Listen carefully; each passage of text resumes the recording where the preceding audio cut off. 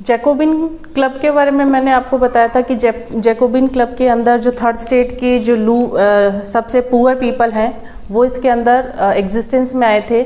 उसके बाद में जो रेन ऑफ टेरर चला था, जो सबसे डेंजरस पीरियड था इस फ्रेंच सोसाइटी के अंदर, उस रेन ऑफ टेरर के अंदर जो चेंजेस सोसाइटी के अंदर आए थे वो चेंजेस क्या चीज़ थी?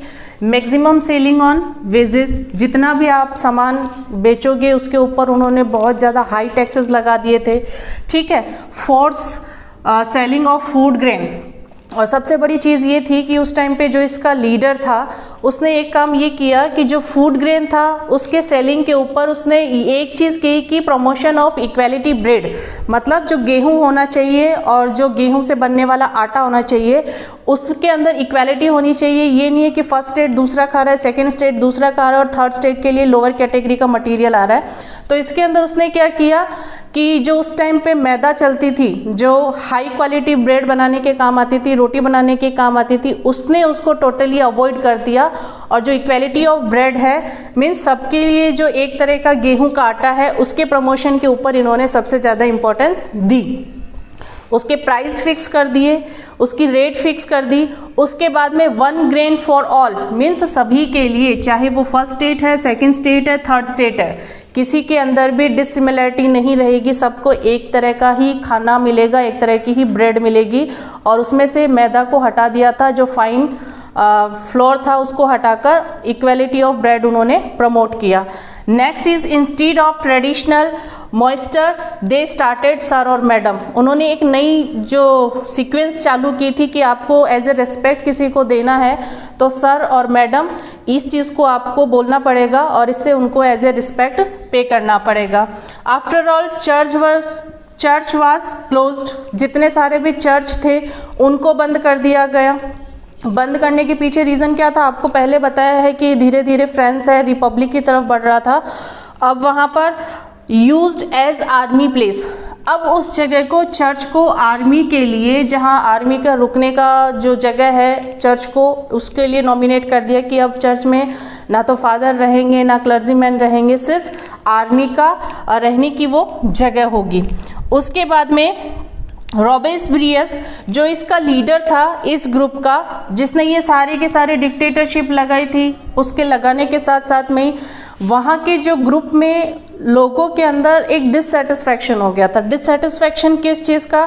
कि भाई वो अपनी ही अब मनमानी किए जा रहा था, अपने तरीके से रूल लगाए जा रहा था, टैक्सेस इतने ज़्यादा हाई पे कर रहा था, एक one bread one grain for all.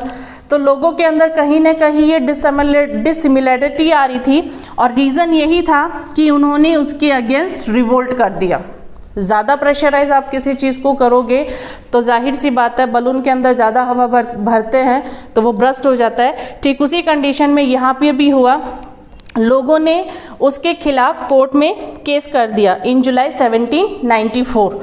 Afterward what happen, court give him death penalty, और लास्ट में कोर्ट उसके जो उसने जो लोगों को डिप्रेस किया है, जो सिचुएशन सोसाइटी के सामने उसने क्रिएट की है, हालांकि वो सबको इक्वल करना चाहता था लेकिन उस टाइम पर ये पॉसिबल नहीं था, तो लास्ट में उसे डेथ पेनल्टी दी जाती है और उसे मार दिया जाता है। जैकोबिन क्लब के बारे में मैंने आपको बताया कि डिक्टेटरशिप जैसे आ गई थी, एक वन मैन वन रूल वाला सिस्टम उसने अप्लाई कर दिया था। Afterwards what happen after Jacobian clubs, directory rule applies in France, France के अंदर डायरेक्टिव रूल आ गया था।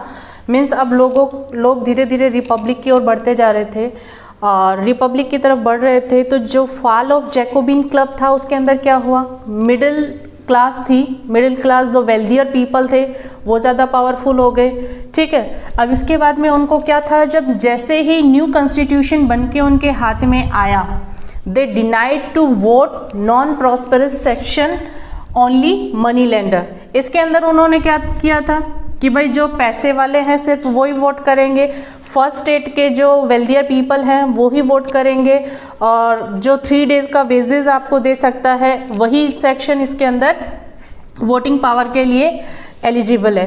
अब इसके अंदर क्या हुआ, दे इलेक्टेड लेजिस्लेटिव काउंसिल जो बनी थी उसके अंदर, उसमें जो डायरेक्टर्स है और लेजिस्लेटिव है उनके बीच में कॉन्फ्लिक्ट हो गया। कॉन्फ्लिक्ट किस चीज़ों में, दोनों के जो व्यूज़ थे वो मैचअप नहीं हो रहे थे।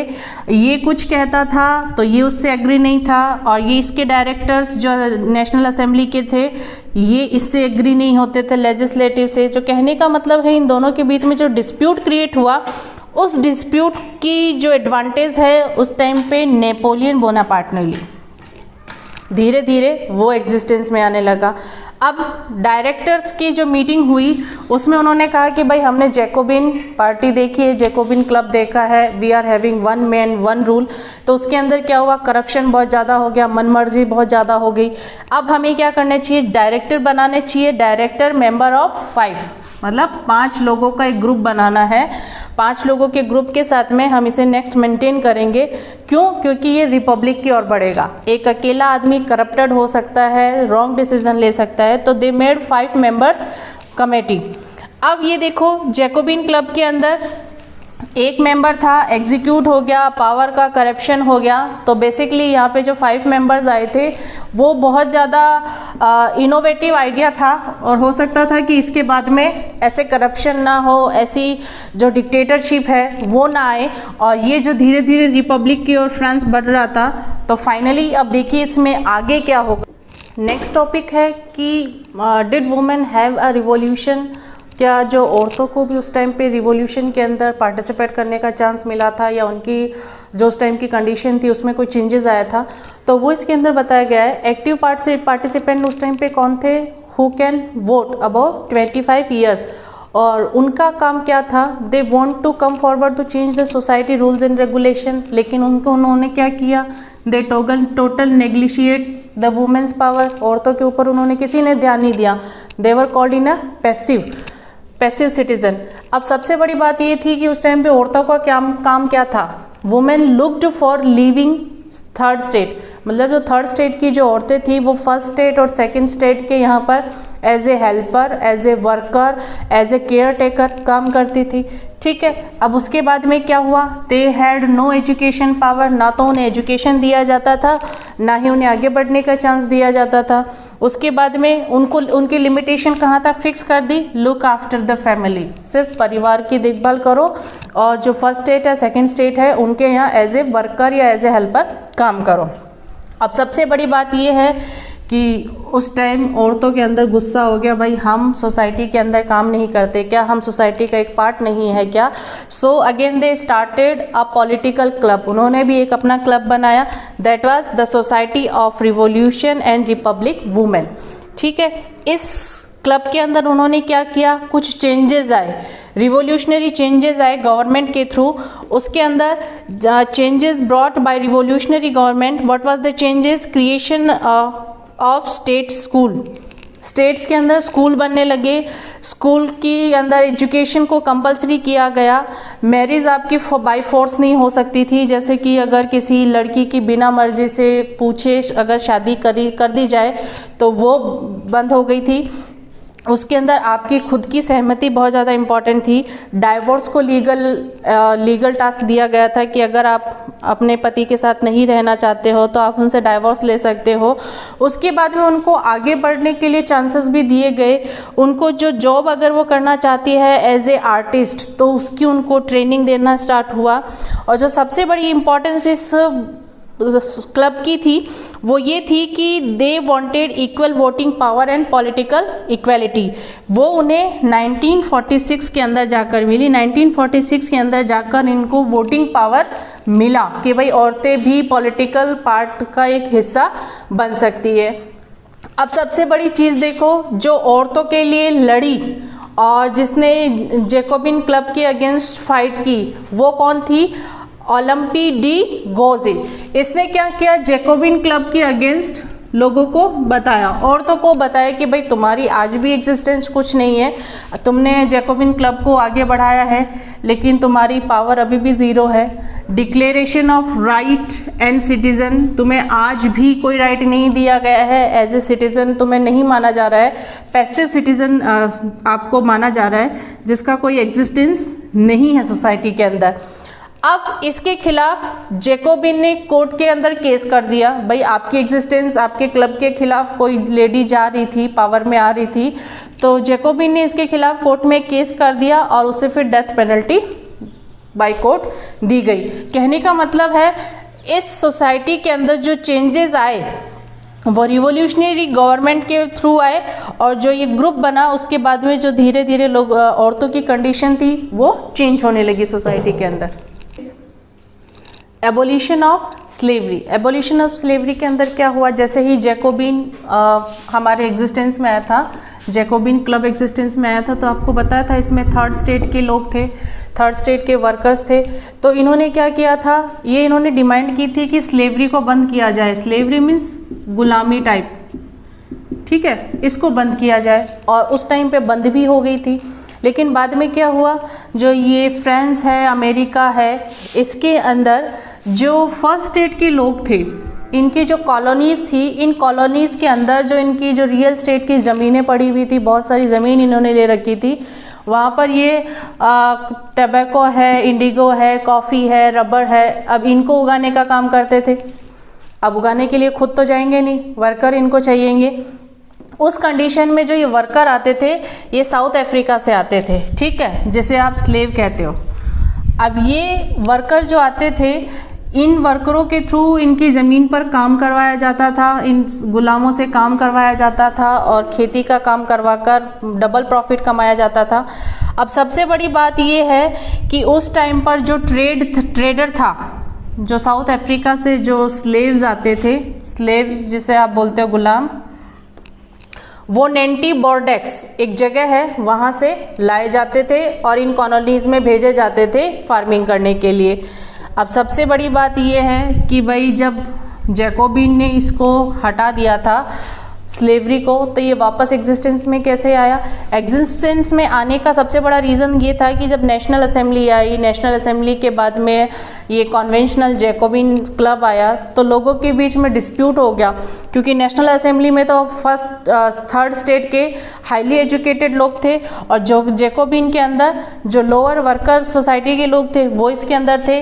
तो ना तो ये इनका बोलने का तरीका समझ पा रहे थे कि ये क्या करना चाहते थे, और ना ही ये समझ पा रहे थे कि ये एक्चुअल में क्या करना चाह रहे हैं। तो दोनों के बीच में क्या हो गया, डिस्प्यूट क्रिएट हो गया।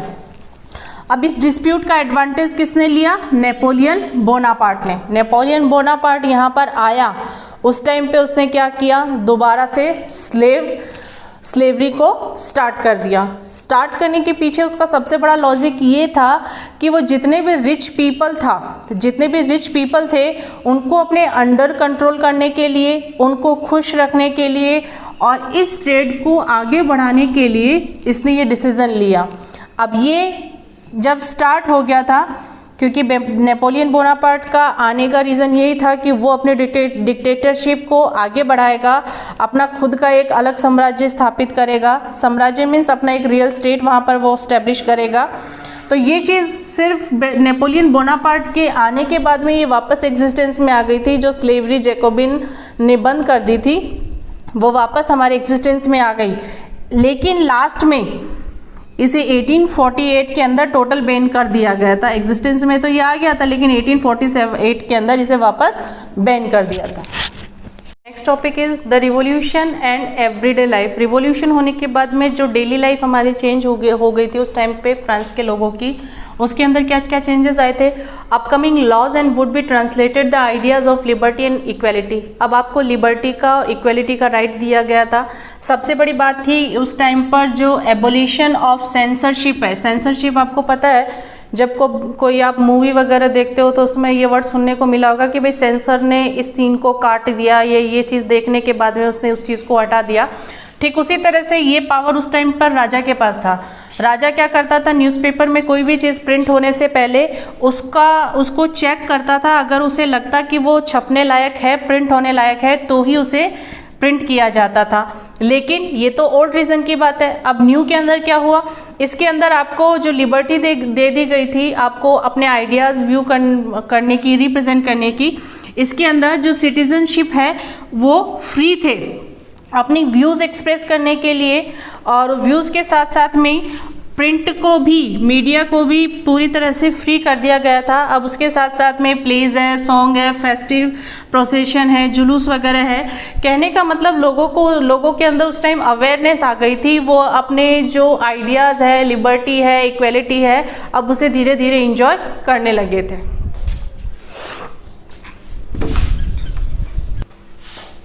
Now last section of this chapter is Napoleon Bonaparte. Napoleon Bonaparte existence में कैसे आया था? जैसे मैंने आपको बताया था कि 2 क्लब्स के बीच में मोनार्की है, लेजिस्लेटिव असेंबली है, इनके बीच में डिस्प्यूट क्रिएट हो गया था कि दोनों एक दूसरे का नहीं सुन रहे थे। जब 2 मोनार्की अपनी तरफ एक खींच रहा है, लेजिस्लेटिव अपनी तरफ खींच रहा है, भाई आपने पावर्स को डिवाइड कर दिया तो उसके अकॉर्डिंग आपको चलना है। लेकिन मोनार्की क्या है, अपने आप को रबर स्टैंप नहीं बनाना चाहता। उस कंडीशन में जब यहाँ पर बूम क्रिएट हो रहा था तो नेपोलियन बोनापार्ट आकर वहाँ पर अपना एग्जिस्टेंस जमा लेते हैं। नेपोलियन बोनापार्ट के यहाँ पर आने के बाद में ही crown himself as a emperor in 1804। 1804 में अपने आप को डिक्टेटर, राजा के रूप में रिप्रेजेंट कर देते हैं। अब जैसे ही वो राजा बनते हैं तो उन्होंने एक ट्रिक से काम किया। ट्रिक ये थी कि उन्होंने देखा कि भाई सबसे पहले अगर आपको मेजोरिटी में एग्जिस्ट करना है तो सबसे बेस्ट चीज़ ये है आप जितने भी रिच पीपल हैं उनको प्रोटेक्ट करें। तो उन्होंने एक एजेंडा अपनाया। उसके अंदर क्या था, they give protection to private property. Private जिसकी भी प्रॉपर्टी थी, फर्स्ट स्टेट, सेकंड स्टेट, उनको उन्होंने प्रोटेक्शन दे दिया। Uniformly system of weight, means उस टाइम पे जो वजन तोलने के लिए जो अपन ये लेते थे ना वाट, उसको एक प्रॉपर यूनिफॉर्म दे दिया। यूनिफॉर्म का मतलब एक सीक्वेंस उन्होंने दे दिया। ये नहीं कि भाई आप पत्थर रखकर किसी चीज़ का वजन करोगे। बार्ट सिस्टम उन्होंने चालू कर दिया था। Afterward they started the decimal system also. Decimal system है कैसे कि अगर किसी पेन की कीमत 10.50 पैसा है तो वो 50 पैसा पहले नहीं लिया जाता था, और अगर लिया जाता था तो 50 पैसा, 1 पैसा, 1 पैसा उसमें क्रिएट करके उसे 11 बना देते थे। तो कहने का मतलब है डेसिमल सिस्टम को उन्होंने अप्लाई किया कि इस तरीके से जो बिजनेस एम्पायर है वो लॉस में ना जाए, पेन की कीमत है वो एक्चुअल में ली जाए। ठीक है, इस तरीके से जो हायर सोसाइटी के जो लोग थे, फर्स्ट स्टेट, सेकंड स्टेट, वो तो उनसे खुश हो गए थे। लेकिन उसके बाद में जो ने एज ए मॉडर्नाइजेशन लीडर कहा गया था कि वो नए नए रूल्स लेके आ रहे थे।